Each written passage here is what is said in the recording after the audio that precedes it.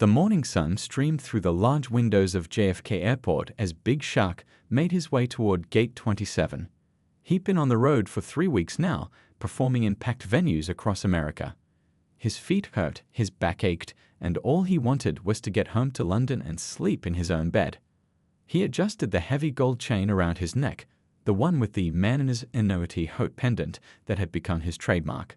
Fans kept stopping him for photos. A group of teenagers spotted him near the duty-free shop and went wild, shouting his catchphrases. Big Shaq smiled, even though he was tired. These were the people who made his career possible. He posed for selfies, signed a few autographs, and gently extracted himself from the growing crowd. Flight 302 to London Heathrow is now boarding first class and priority passengers, the announcement came over the speakers. Big Shaq breathed a sigh of relief. He'd splurged on a first-class ticket for this trip. After weeks of hotels and tour buses, he deserved a comfortable journey home. As he handed his boarding pass to the gate agent, her eyes widened with recognition. "Oh my goodness, my son loves your videos," she said, smiling broadly. "The math one especially. 2 + 2 is 4, minus 1 that's 3 quick maths." She laughed at her own impression. Big Shaq chuckled. "Tell your boy I said stay in school, yeah? That's where the real quick maths happens." The gate agent beamed as she returned his boarding pass. "Enjoy your flights, sir." Walking down the jet bridge, Big Shaq rolled his shoulders, trying to work out the tension. His manager had booked him solid, shows every night, radio interviews every morning, meet and greets in between. The money was good, but sometimes he wondered if it was worth the grind. The flight attendant at the aircraft door greeted him with a practiced smile. "Welcome aboard. First class is to your right." Big Shaq nodded and turned into the first-class cabin. It was half empty the way he liked it. Peace and quiet for the next 7 hours. He found his seat -3A, a window, and settled in, stretching his long legs. An older businessman across the aisle glanced up from his newspaper, did a double take, and then returned to his reading. A woman in a smart suit 2 rows ahead turned around, stared for a moment, then whispered something to her companion. Big Shaq was used to the looks. Sometimes people recognized him. Sometimes they just noticed the chain. Either way, he learned to ignore it. A flight attendant approached, different from the one at the door. This one was middle-aged with blonde hair pulled back in a tight bun. Her name tag read Patricia. "Would you like a pre-departure beverage?" she asked, her eyes immediately dropping to the massive gold chain hanging around his neck. "Just water, please," Big Shaq replied, pulling out his phone to switch it to airplane mode. As Patricia turned to fetch his water, a young man across the aisle leaned over. "Excuse me," he said in a hushed, excited voice. "Are you really him, Big Shaq?" Before he could answer, 2 more passengers walking to the economy section spotted him and gasped. "It's Big Shaq," one of them said too loudly. "Yo, the man's not hot. Can we get a picture?" The commotion caught everyone's attention now. Patricia returned with his water, looking confused by the sudden excitement around her passenger. "I'm sorry," Big Shaq told the fans politely. "Maybe after we land, yeah? Everyone's trying to get settled." The disappointed fans nodded and continued to their seats, still glancing back at him. Patricia placed the water on his armrest. "You must be someone important," she remarked, eyeing his chain again. "Just a regular guy trying to get home," Big Shaq replied with a tired smile. As more first-class passengers boarded, several nodded in recognition. A few tried to discreetly take photos. Big Shaq pretended not to notice. He sipped his water and gazed out the window, watching the ground crew load luggage into the plane's belly. All he wanted was to close his eyes and wake up in London. But something in Patricia's expression when she looked at his chain told him this might not be the peaceful flight he was hoping for. He'd seen that look before: judgment, disapproval, assumptions made before a single word was exchanged. Big Shaq sighed and settled deeper into his seat as the last passengers boarded. The captain's voice crackled over the intercom, welcoming everyone aboard and announcing an on-time departure. As the safety demonstration began, Big Shaq closed his eyes, unaware that in just a few minutes, his quiet journey home would take an unexpected turn. The plane reached cruising altitude and the seatbelt sign dinged off. Big Shaq stretched his arms above his head, his gold chain catching the light from the window. He'd almost dozed off during takeoff. The gentle pushed back into his seat, lulling him toward the sleep he desperately needed after 3 weeks of non-stop performances. Patricia appeared beside him, pushing a small cart with drinks. Her lips were pressed into a thin line as she looked at him. "Something to drink?" she asked, her voice noticeably cooler than when she'd spoken to the businessman across the aisle moments before. "Apple juice, please," Big Shaq replied, trying to be polite despite noticing her tone.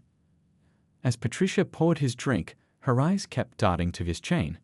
The massive gold pendant swung slightly as the plane hit a small patch of turbulence.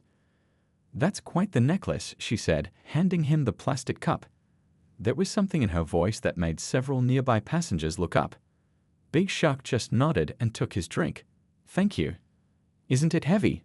Patricia pressed, not moving on to the next passenger. "It looks excessive."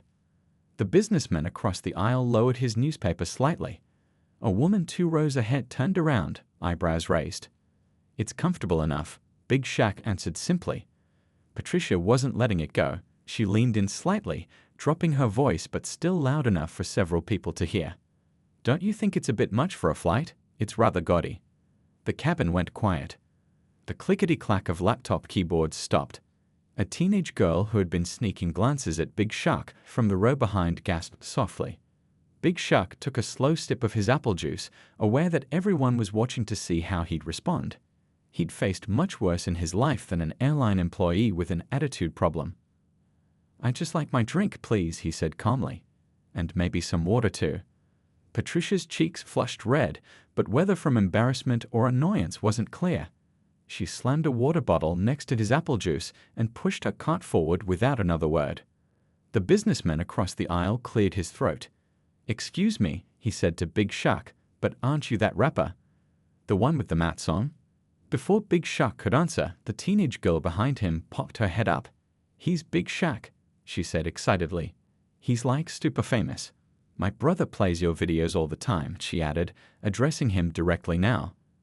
"Can I please get a selfie when the seatbelt sign is off?" Big Shaq smiled at her. "Course you can." Another passenger, a middle-aged woman with kind eyes, leaned across the aisle. "I don't know your music, I'm afraid, but that was very rude of her. You handled it well." "It happens," Big Shaq shrugged. He was used to people judging him based on appearances. The businessman folded his newspaper. "Still not right. First class is supposed to mean first-class service."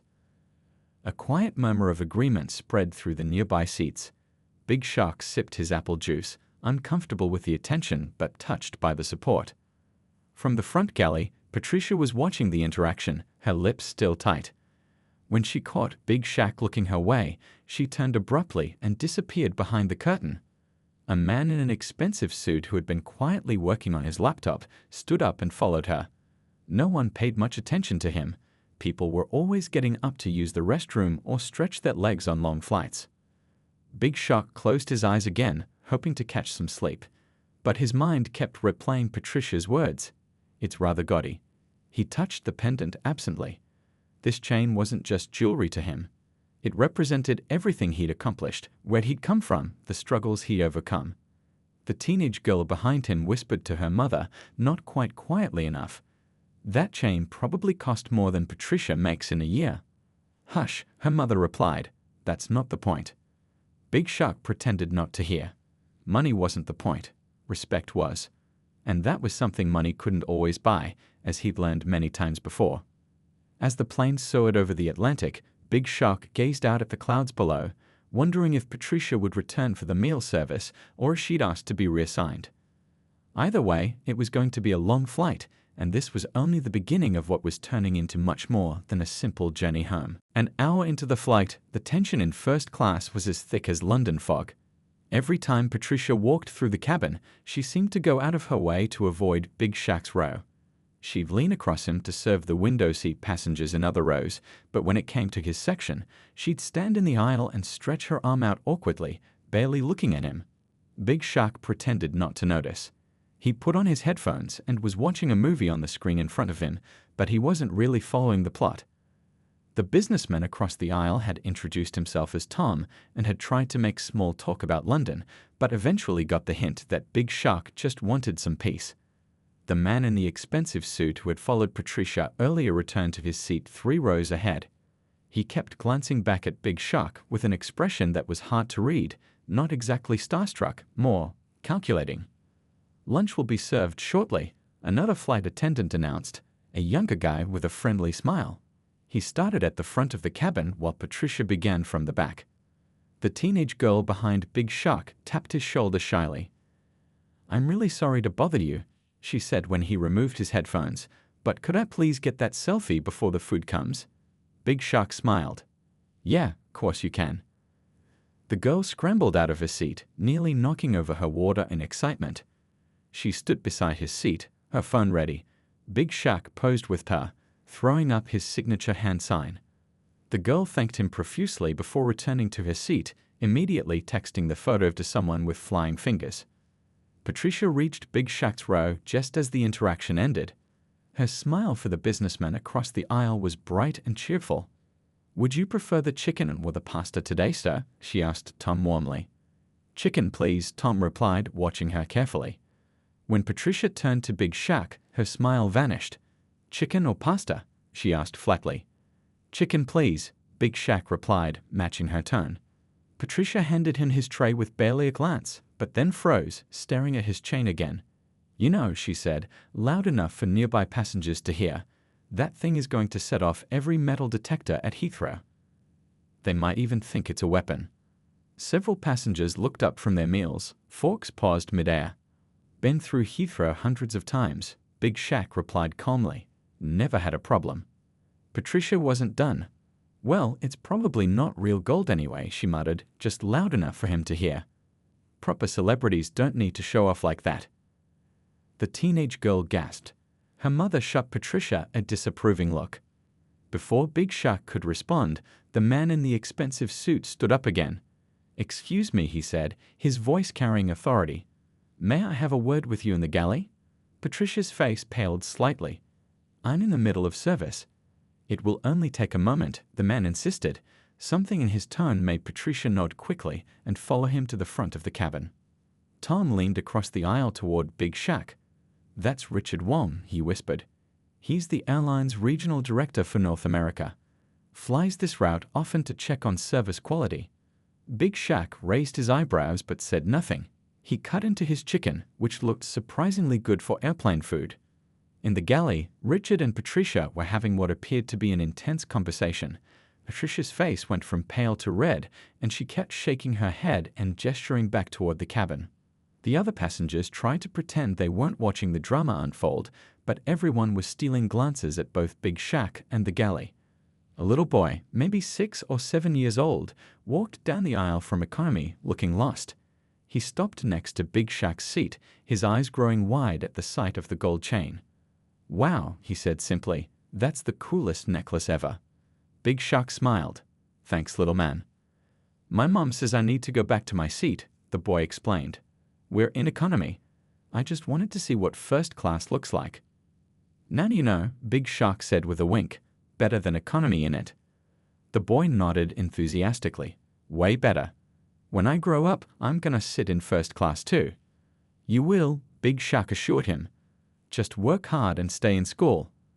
As the boy wandered back toward economy, Richard returned to his seat, his expression serious. Patricia emerged from the galley a moment later, her face unreadable as she continued serving meals. The atmosphere in the cabin had shifted again. Something had changed, though Big Shaq wasn't sure exactly what. He had a feeling the next few hours of this flight were going to be very interesting indeed. 3 hours into the flight, most passengers had finished their meals. Some worked on laptops, others dozed under thin airline blankets. The cabin lights had been dimmed to a soft blue glow. Big Shaq had finally managed to fall asleep, his head resting against the window, his massive chain rising and falling with each breath. Patricia had been scarce since her conversation with Richard Wong. When she did appear, she moved through the cabin quickly, avoiding eye contact with everyone, especially Big Shaq. The peace was broken when a small commotion started near the back of the cabin. A young girl, maybe 10 or 11 years old, was standing in the aisle looking nervous. Her mother, seated in premium economy, was whispering something to her from beyond the divider curtain.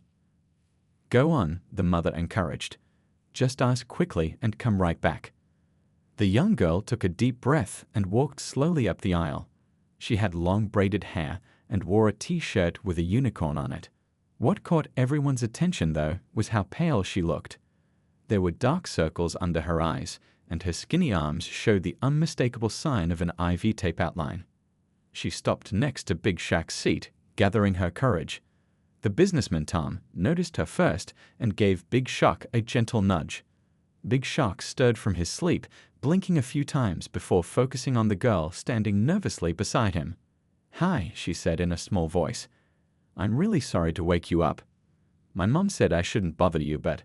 She twisted the hem of her shirt. "I'm a really big fan, and we're going to London because I have to see some doctors there, and Mom said this might be my only chance to ever meet you." Big Shaq sat up straighter, instantly awake. "Hey there," he said gently. "No bother at all. What's your name?" "Lily," she replied, her eyes wide. "Nice to meet you, Lily. I'm Michael, but everyone calls me Big Shaq." He reached out and they shook hands, her tiny palm disappearing in his large one. "I know," she said with a small giggle. "I watch all your videos when I'm in the hospital. They make me laugh even when I feel really bad." Something shifted in Big Shaq's expression, a softening around the eyes, a slight tightening of his jaw. "That's the best thing anyone's ever told me," he said honestly. Lily's eyes kept darting to his chain. Big Shaq noticed and smiled.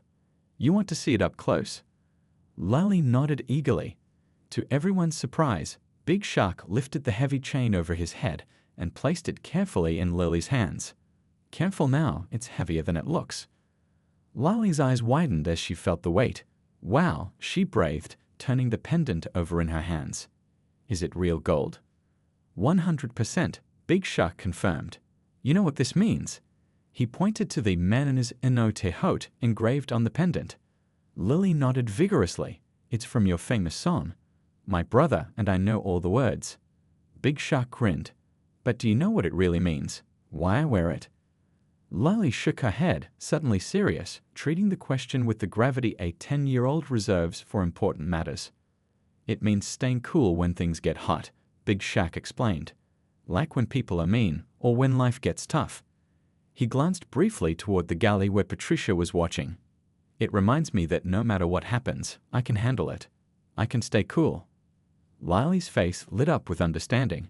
"Like when I have to get treatments that hurt. Or when kids at school ask weird questions about why I'm sick." "Exactly like that," Big Shaq said softly. "You're braver than I'd ever been, going through all that." Lily beamed. She carefully handed the chain back, but Big Shaq shook his head. "Hold on to it a bit longer. Tell me about these doctors you're seeing in London." As Lily explained about her rare condition and the specialist in London who might be able to help, other passengers pretended not to listen, but many were discreetly wiping away tears. Tom didn't even try to hide his emotion, openly dabbing at his eyes with a handkerchief. From the galley, Patricia watched the scene unfold, her expression changing from curiosity to confusion to something like shame.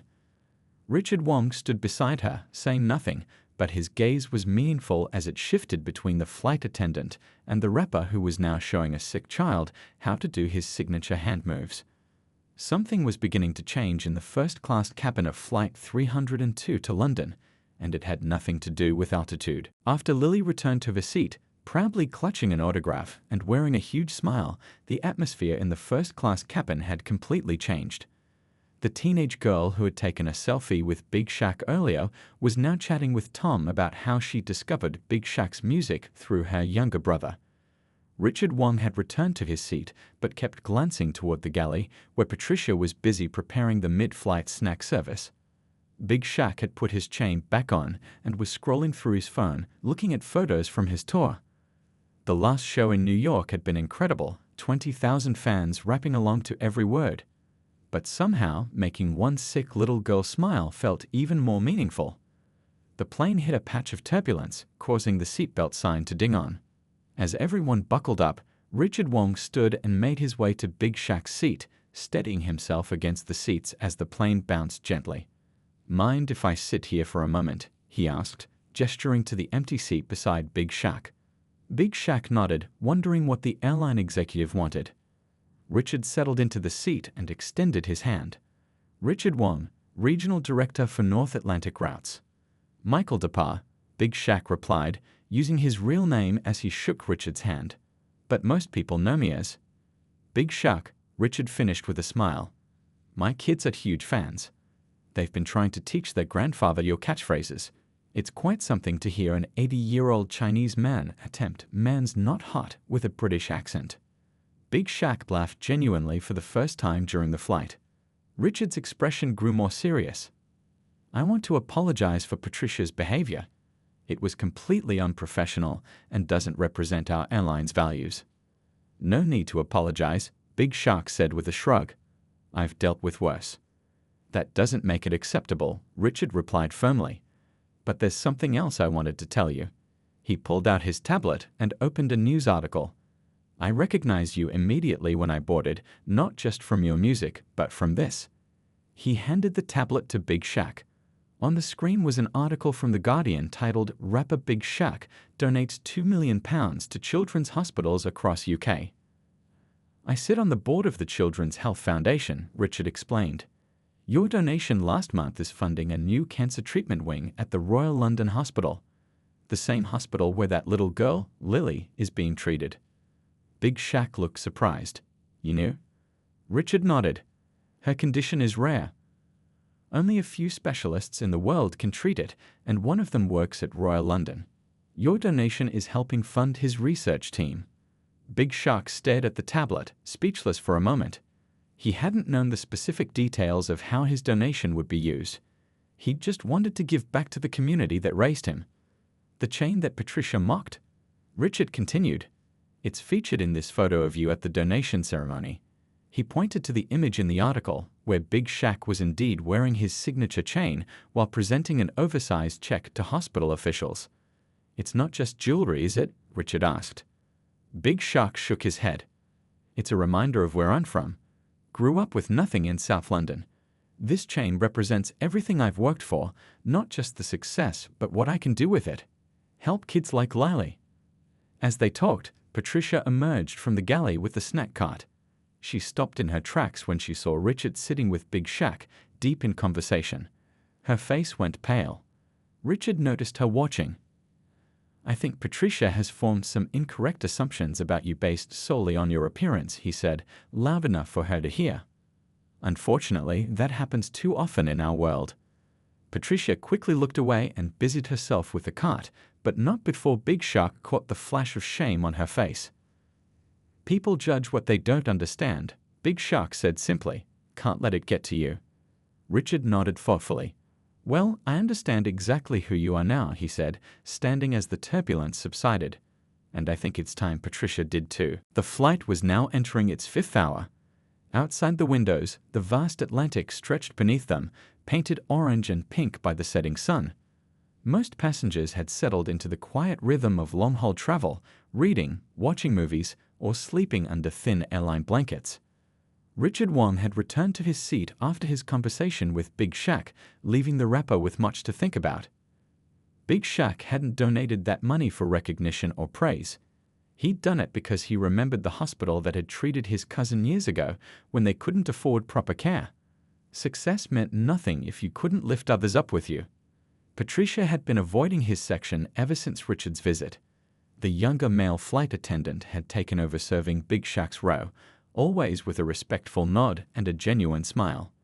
The plane shuddered slightly as it hit another patch of turbulence. The captain's voice came over the intercom. Folks, we're experiencing some rough air as we approach the coast of Ireland. Please return to your seats and fasten your seatbelts.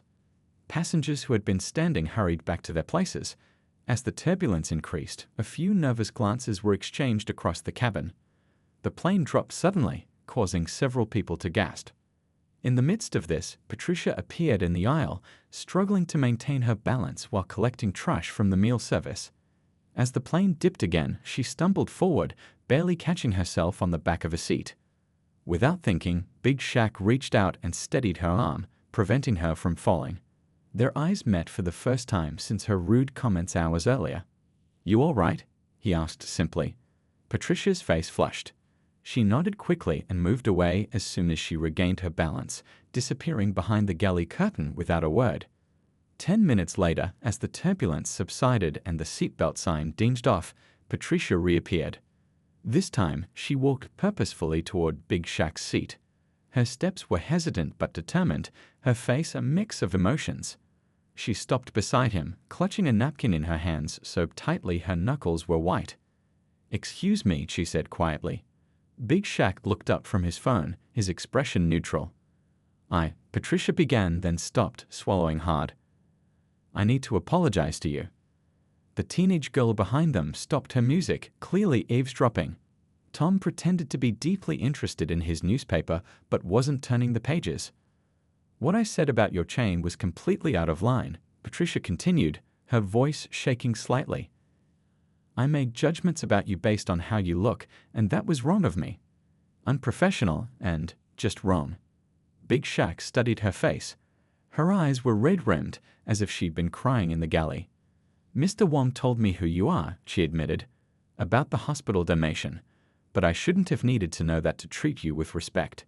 She twisted the napkin in her hands. "The truth is, my nephew is in treatment at one of those children's hospitals. He has leukemia." Her voice cracked on the word. "When I saw your chain, I don't know. I thought you would just show him off, and it made me angry because there are kids who need that money for treatment." Big Shaq's expression softened. "I understand." "But I was wrong," Patricia hurried on. "So wrong. And after seeing you with Lily," she shook her head. "I'm truly sorry." The cabin had gone quiet. Everyone was watching the exchange, some more openly than others. Big Shaq was silent for a long moment. Then he reached up and touched his chain. "This isn't just for show," he said quietly. "It's a reminder." "A reminder of what?" Patricia asked. "That where you start isn't where you have to finish," he replied. "I grew up with nothing. Now I can help kids like your nephew and Lily." He paused. "How's he doing?" "Your nephew?" Patricia's eyes welled with tears at the unexpected question. "He's responding well to treatment. The doctors are hopeful." Big Shaq nodded. "What's his name?" "David," she replied. "He's 8. "Does David like music?" A small smile broke through Patricia's tears. "Loves it. Raps all the time, even in his hospital bed." "Give me his details before we land," Big Shaq said. "I'll send him some proper merchandise. Maybe do a video call when he's feeling up to it." Patricia stared at him in disbelief. "You would do that? After how I treated you?" Big Shaq shrugged. "Man's not hot," he said simply. "Means staying cool when things get heated, yeah? Life's too short to hold grudges." The captain's voice crackled over the intercom. "Ladies and gentlemen, we're beginning our final descent into London Heathrow. Local time is 6:42 a.m. and the temperature is a brisk 9 degrees Celsius. Flight attendants, prepare the cabin for landing." Morning light streamed through the windows as Flight 302 descended through clouds toward the sprawling city below. The overnight journey had transformed the first-class cabin in ways no one could have predicted when they boarded in New York. Patricia moved efficiently through the cabin, checking seatbelts and seat backs with a completely different energy than before. When she reached Big Shaq's row, she smiled, a genuine smile that reached her eyes. "We'll be landing soon," she said, handing him a card with her contact information. "For David," she explained. "No pressure at all, but if you meant what you said." "I meant it," Big Shaq assured her, tucking the card into his jacket pocket. "I'll reach out next week." As Patricia continued down the aisle, Richard Wong caught her eye and gave an approving nod. The regional director then tapped on his tablet and made a quick call using the plane's Wi-Fi system, speaking too quietly for anyone to hear. The teenage girl behind Big Shaq leaned forward. "That was really cool of you," she said, "for giving her like that." Big Shaq shrugged. "Everyone deserves a second chance."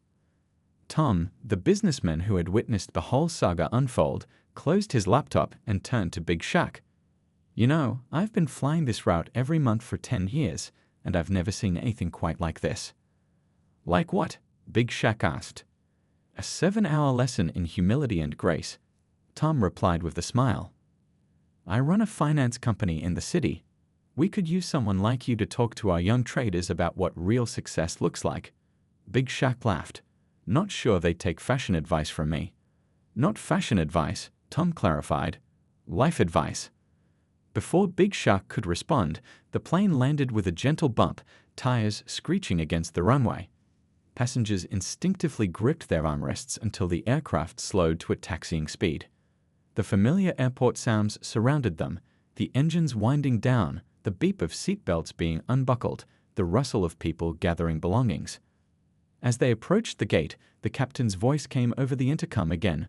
"Ladies and gentlemen, before we deplane, I've been informed we have someone special on board today."